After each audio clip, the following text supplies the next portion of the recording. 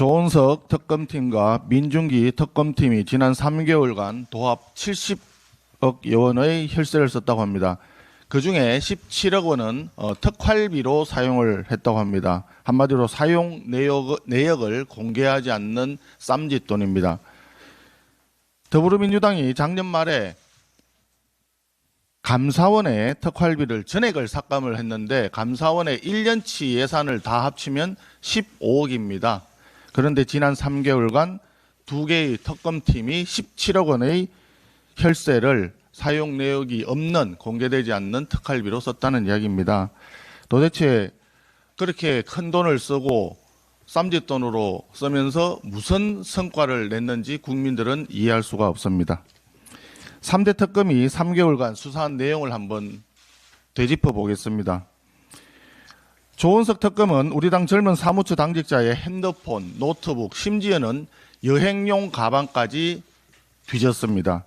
민중기 특검은 산후조리원에 들이닥쳐서 절대 안정을 취해야 할 산모를 압수수색했습니다. 이명현 특검은 구순의 노인이신 김장환 목사님을 압수수색한 것도 모자라서 정인신문까지 청구했습니다. 오산 미군기지, 야당의 중앙당사, 교회 예배당, 산후조리원까지 5만 곳을 다 압수수색하고 다니면서 3대 특검은 무려 1만 8,982건의 통신 조회를 하면서 국민의 전화통화 내역까지 사찰을 했습니다. 그런데 지금 특검이 무엇을 얻어냈습니까? 남은 것은 양평군청 공무원의 비극적인 죽음밖에 없습니다. 지금 3대 특검이 하는 행태는 더불어민주당이 그동안에 계속 비판해왔던 검찰의 폭력적 수사 행태보다 10배, 20배는 더 폭력적인 만행을 저지르고 있는 것입니다. 이토록 무도하기 짝이 없는 무법의 특검을 만든 사람이 도대체 누구입니까? 이재명 대통령과 더불어민주당 아닙니까? 지난 6월 3일 대통령 취임 이후에 제1호 서명 법안이 3대 특검 법입니다. 또한 제1호 인사결재안건이 3대 특검 임명건입니다. 3대 특검은 이제 이재명 정권의 폭력적 본성을 보여주는 괴물 집단으로 이미 전락해버렸습니다. 특검 파견 검사들과 수사관들께 고합니다. 인권을 짓밟는 수사 중단하십시오. 사람을 죽이는 폭력적 수사 당장 그만두십시오. 헌법 가치와 양심에 반하는 적법을 위장한 폭력 행위는 즉각 중단되어야 마땅합니다.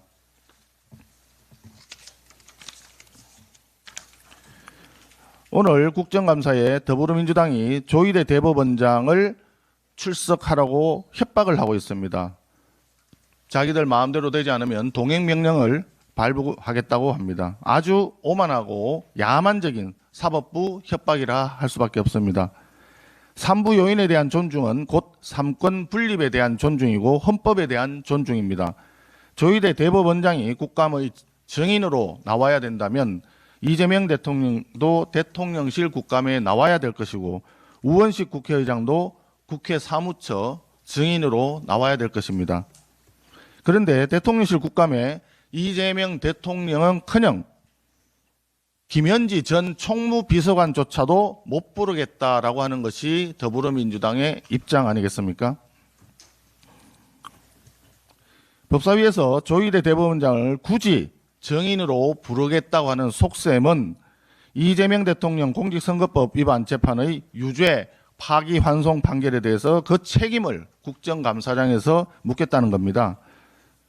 그렇게 된다면 해당 재판의 피고인인 이재명 대통령도 정인으로 나와서 같은 얘기를 들어봐야 되지 않겠습니까?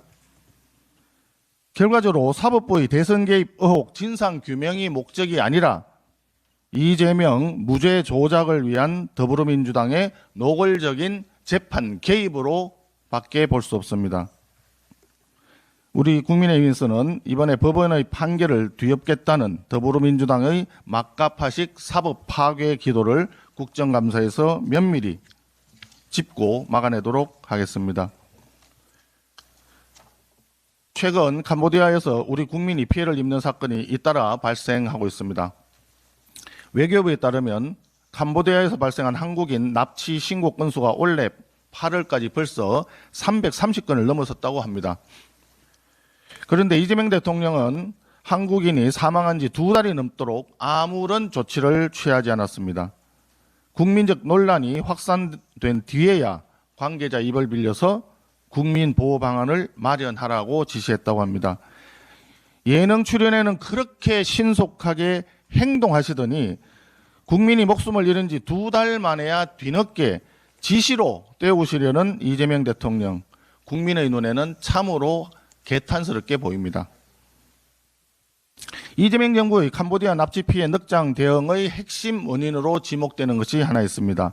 심각한 재외 공관장 인사 공백 사태입니다. 지금 주 캄보디아 대사관에 우리 대사는 3개월 넘게 공석 상태에 있습니다.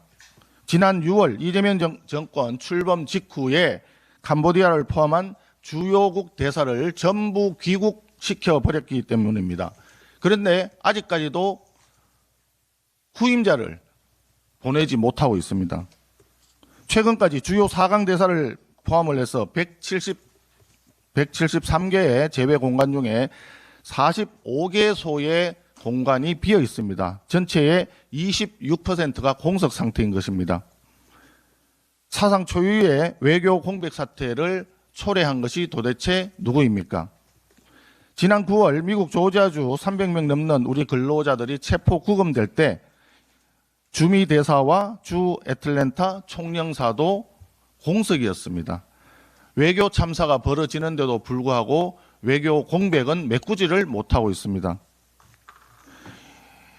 그리하여 우리 국민의 생명과 안전이 정부의 외교 인사 실패에 따라서 직접적인 위협을 받고 있는 것입니다. 정상적으로 작동하던 인사검증 시스템이 왜 멈춰섰는지를 이번 국정감사 기간 동안에 명명백백하게 밝혀야 합니다. 혹여나 만사 현통으로 알려지고 있는 김현지 전 총무비서관이 외교 인사까지 손을 대다 보니까 사고가 더 커진 것 아닌지 의구심을 갖지 않을 수 없습니다. 재외공관장 인사 지연의 원인과 책임까지도 이번 국감 기간 동안에 철저히 규명하도록 하겠습니다. 이상입니다.